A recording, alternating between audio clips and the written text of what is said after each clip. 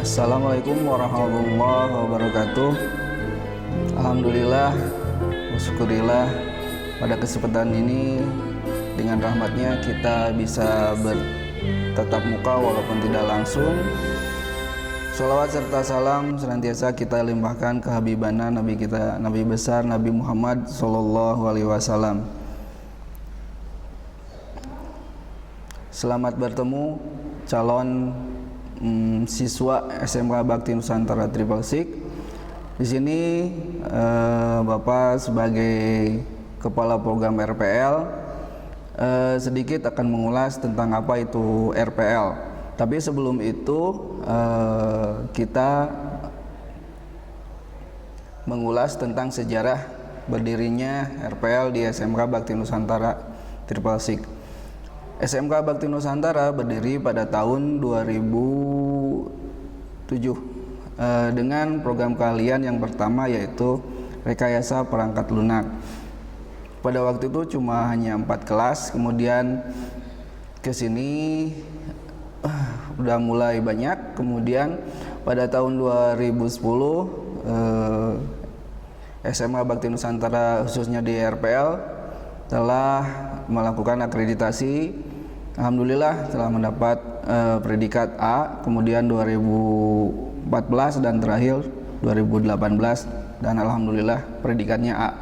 Kalau A itu adalah sangat baik, bisa menyelenggarakan ulangan atau ujian sendiri, ya, ujian sendiri kalau dan bisa diinduki oleh sekolah yang belum akreditasi.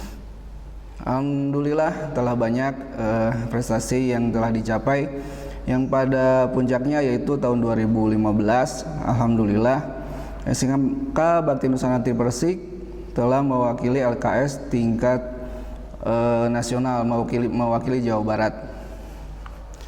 Kemudian kita akan bahas apa itu RPL. RPL adalah suatu disiplin ilmu yang membahas semua aspek produksi perangkat lunak, dari mulai tahap awal yaitu analisa kebutuhan pengguna, menentukan spesifikasi dari pengguna, kebutuhan desain, pengkodean, pengujian, sampai pemeliharaan sistem setelah digunakan. Nah, itulah RPL. Pada intinya RPL itu membuat sebuah aplikasi. Aplikasi yang sekarang yang ada yaitu yang pertama berbasis desktop, yaitu dibuat dengan menggunakan bahasa pemrograman. Kemudian web, kalau web itu pasti berhubungan dengan adanya internet. Kemudian yang paling ngetren sekarang adalah pemrograman mobile. Kemudian ada juga pembuatan game. Nah, itulah diantara beberapa aplikasi yang intinya RPL itu adalah membuat program yang kesananya adalah menjadi seorang programmer. Kemudian tujuan rekayasa perangkat lunak sudah jelas ya, adalah membuat aplikasi. Contoh Mark Zuckerberg, pencipta Facebook. Kemudian itu adalah orang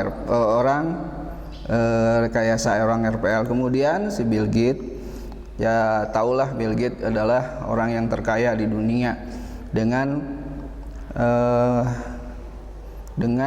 program Windows-nya itu, OS ya, operating system. Kemudian di sini di SMK Bakti Nusantara Tripalsik menggunakan kurikulum KTSP, di mana dibebaskan sekolah membuat sistem pendidikan dengan berdasarkan ketentuan atau standar kurikulum yang telah ditentukan. Kemudian harus berpacu atau berpegangan kepada SKKNI. Nah, untuk tahun belajarnya adalah selama 3 tahun. Selama 3 tahun akan dididik. Ada C1.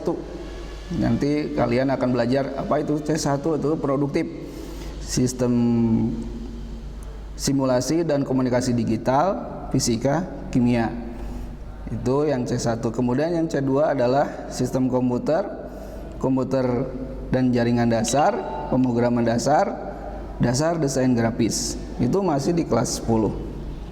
Kemudian di kelas 2 dan kelas 3 ini hampir sama, kecuali pemodelan perangkat lunak itu di kelas 11, basis data itu di kelas 11 dan 12, pemrograman berorientasi objek itu di kelas 11 dan 12, pemrograman web dan perangkat bergerak di kelas 11 dan 12, dan produk kreatif dan kewirausahaan itu di kelas 11 dan 12. Kemudian yang paling penting, bedanya SMA dan SMK nanti ada pakerin, dimana kalau pakerin kita akan mendapatkan sertifikat dari industri, kemudian melakukan uji kom. Walaupun nanti uji kom tidak ada, ya kita membuat pembuatan program akhir di semester, kemudian diperiksa oleh industri. Nah, yang paling penting nanti jurusan RPL itu kerjanya apa? Yang pertama, biasanya yang sedang aja yang paling mudah adalah konversi dari PSD menjadi WordPress.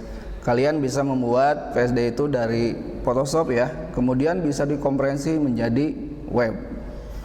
Kemudian ada developer IT, banyak sebenarnya ya. Kemudian programmer, konsultan IT, sistem analis, database engineering, kemudian web engineer, kemudian komputer network. Di sini bisa ya, network itu adalah menghubungkan satu komputer dengan komputer yang lain dengan menggunakan jaringan yang nantinya bisa berkomunikasi antar komputer. Kemudian game developer, intelligent system dan developer. Ada yang paling enak adalah menjadi software tester, di mana kita hanya mereview aplikasi yang sudah ada, kita review, kita uji coba, dan kita ngasih pendapatnya. Kemudian ada mobile developer. Kemudian yang paling enak adalah freelance atau bekerja dari rumah. Kita bisa bekerja dari rumah menggunakan internet. Proyek kita beres, disampaikan ke klien.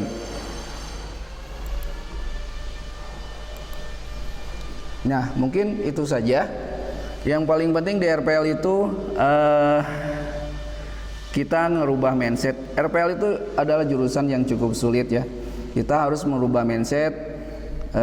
Kita berpatokan aja sebagaimana moto Bapak, apa yang ada di dunia ini bisa dipelajari. Jadi semua itu bisa dipelajari. Jangan jauh-jauh lah matematika. Kalau kita menganggap matematika itu susah, nah ketika belajar, ketika ulangan pasti kita susah. Sekarang kita ganti mindsetnya, matematika bisa kita pelajari. Begitulah untuk mempelajari semua pelajaran, terutama yang di produktifnya. Di produktifnya itu lumayan ya. Ada yang paling simpel, sebenarnya ada 3 di dalam RPL itu. Yang pertama algoritma, yang kemudian adalah desain, kemudian adalah ada 4 sih. Yang keempat pengkodingan, yang ketiga, yang keempat adalah database. Itu aja sih sebenarnya yang harus dipelajari oleh kalian. Nah, cukup sekian pengenalan tentang apa itu jurusan RPL. Semoga kalian tetap semangat di masa sekarang, walaupun kita tidak bisa bertatap muka. Insya Allah kita dapat bertatap muka di waktu yang telah ditentukan oleh pemerintah. Wabillahi taufiq wal hidayah. Wassalamualaikum warahmatullahi wabarakatuh.